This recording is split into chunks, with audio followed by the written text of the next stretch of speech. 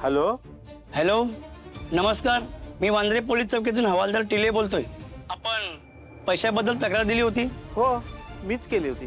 त्या तक्रारीनुसार आम्ही एकाला पोलीस चौकीला आणलंय. तुम्हाला पोलीस स्टेशनला यावं लागेल. हो का? हो, बरं बरं, येईन ना मी. या. बर. Bandra police station. नंदू नंदू. हा. हॅलो. हा बाबा. हा नंदू. अगं आता वांद्रे पोलीस स्टेशन मधून फोन आला होता.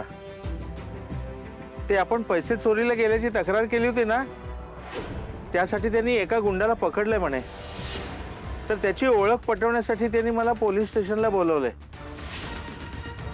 मी निघतो लगेच. थांबा, तुम्ही रोहनला घेऊन जा बरोबर. आणि मला ॲड्रेस पाठवा, मी पण येते लगेच. हा बर ये, पण नंदू वांद्रे पोलीस स्टेशन बर का? हो, मी पोचते. तुम्हाला बाहेरच भेटते पोलीस स्टेशनच्या. मी घेतो आवरायला.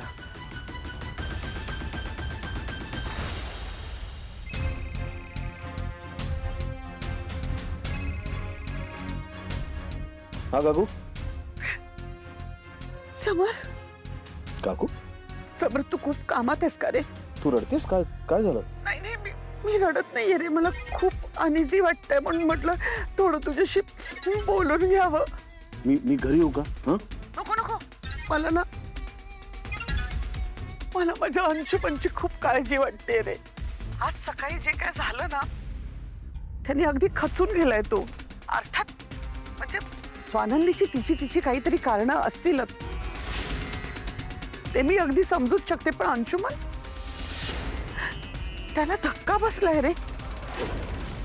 तो म्हणाला मॉम की मी समर राजवाडेचा भाऊ आहे, आणि समर राजवाडेचा भाऊ असताना स्वानंदी सरपोतदारच्या वडिलांचे पैसे मी का चोरू?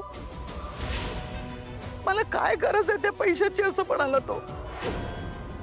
मी त्याला समजवलं की स्वानंदीने हे सगळं केलं असेल भावनेच्या भरात, आपण समजून घेऊया ना. मी अंशुशी बोलतो काकू. नाही नको, तो बोलण्याच्या परिस्थितीतच नाहीये. बाहेरून नोटा काय आल्या, स्वानंदीने अंशुमनला आरोपीच्या पिंजऱ्यातच उभा केला. मला कळत नाही स्वानंदी असं का करते. पण मला एक वाटतं की कदाचित तुमच्या लग्नात तिच्या घरच्यांचा जो झालेला अपमान आहे, तिच्या आईचा जो अपमान झाला, त्याचा ती सूड उगवते का? पण आपण तर काहीच केलं नव्हतं ना.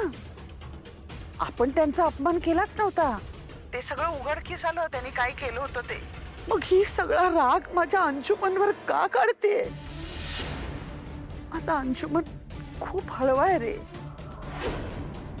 त्याला वडील नाहीयेत की त्याला जवळ घेतील, समजावतील. हे काकू काकू प्लीज, तू रडू नकोस प्लीज. नाही नाही रे, माझं काही नाही. मी रडून कशी मोकळी होते, व्हेंटिलेट होते आणि मग शांत होते. पण त्याचं तो दाखवत नाही काही, पण आतून खूप मनाला लावून घेतो. खूप खचून जातो रे तो. हे बघ, स्वानंदी मॅडमचं वागणं चुकीचं होतं, मला अगदी पटतंय. मी हवं तर त्यांच्या वतीने अंशूची माफी मागतो. नाही नाही, तू कशाला माफी मागशील? तू फक्त त्याला विचारलंस, ते पण स्वानंदीचं समाधान व्हावं म्हणून विचारलंस. पण समर बाळा, तुझा तर विश्वास आहे ना अंशुमनवर? अर्थात आहे काकू. मला फक्त ह्याच गोष्टीची सतत काळजी असते की त्या बाहेरून आलेल्या स्वानंदीमुळे तुमच्या भावाभावात गैरसमज होऊन भांडणं व्हायला नको. नाही, हे बघ, असं काही होणार नाही. थँक्स समर, तू इतका समजूतदार आहेस ना. खरंच तुझ्यासारखा समजूतदार भाऊ सगळ्यांना मिळावा. बरं वाटलं तुझ्याशी बोलून, मन हलकं झालं. जाऊ दे, मी काय बोलतच बसेन. तुझं काम कर. पण खरं सांगते, तुझ्याशी बोलून खूप रिलॅक्स वाटलं, हलकं वाटलं. ठेवते फोन.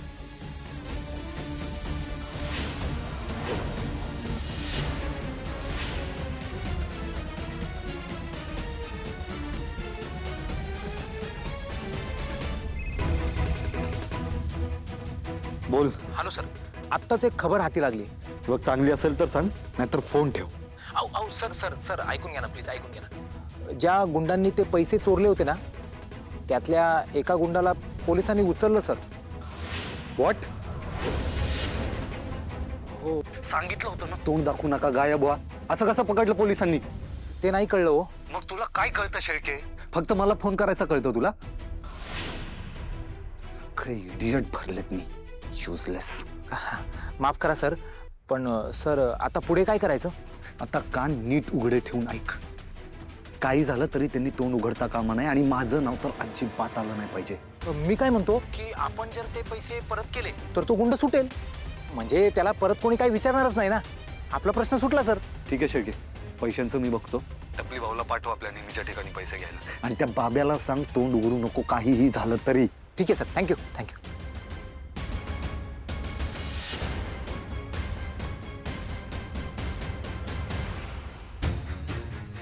साहेब नमस्कार. आलात तुम्ही?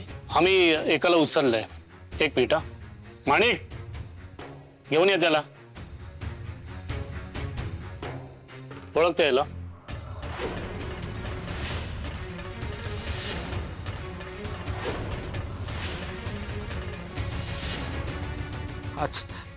हाच तो माणूस आहे साहेब.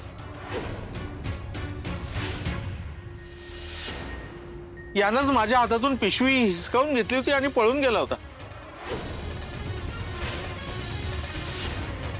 त्याच्याबरोबर आणखीन 2 जण होते साहेब, पण हा नक्की होता.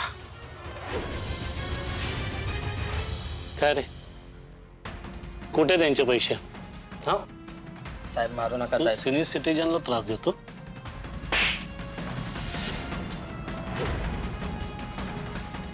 माणिक सर.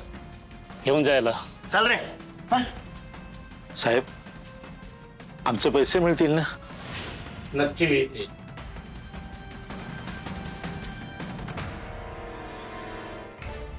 माझ्या भावावरती आरोप केले त्यांनी, माझ्या भावावरती. म्हणजे यांच्या घरच्यांनी, म्हणजे जे काही वागलेत त्यांच्या घरचे, ते सगळं सोडून आम्ही चांगुलपणा दाखवायचा, आम्ही आरोप करायचा नाही, हे सगळं विसरायचं आणि माझ्या भावावरती आरोप करायचा. अरे समर, तिच्याकडे तो फोटो आला म्हणून तिला शंका आली असेल. मग अरे म्हणजे तिचा जो आरोप होता तो अगदीच काही बिनबुडाचा नव्हता ना. पण अंशुमन माझ्या भावावरती संशय घेतला? अंशुमन असं करेल? हे बघ, त्या ओळखत नाहीत अंशुमनला, पण मी ओळखतो. आपण कोणावरती शंका घेतो? ज्याच्यावर आपला विश्वास नसतो ना, अशावरती. उदाहरण म्हणून, उद्या जर तुला असं कोणी सांगितलं की समरने पैसे चोरले, तू काय म्हणशील त्यांना? तू म्हणशील काय, समरने? शक्यच नाही, समर असं करू शकत नाही, समर चोरी करू शकत नाही, माझा समरवरती पूर्ण विश्वास आहे, मी त्याला ओळखते, असं म्हणशील की नाही? एक सिरियल नंबर सारखा दिसला म्हणून तू संशय घेशील माझ्यावर? पण समर, मी तुला खूप वर्षांपासून ओळखते, चांगलीच. तेच तर म्हणतो ना डार्लिंग, ज्या माणसाला तुम्ही ओळखतच नाही त्याच्याबद्दल तुम्ही का अफवा पसरवताय, का त्याच्यावरती संशय घेताय? एक मिनिट समोर, पसरवला वगैरे नाहीये. ती तुझी बायको आहे, तिने तिच्या मनातली शंका तुला बोलून दाखवली, एवढंच.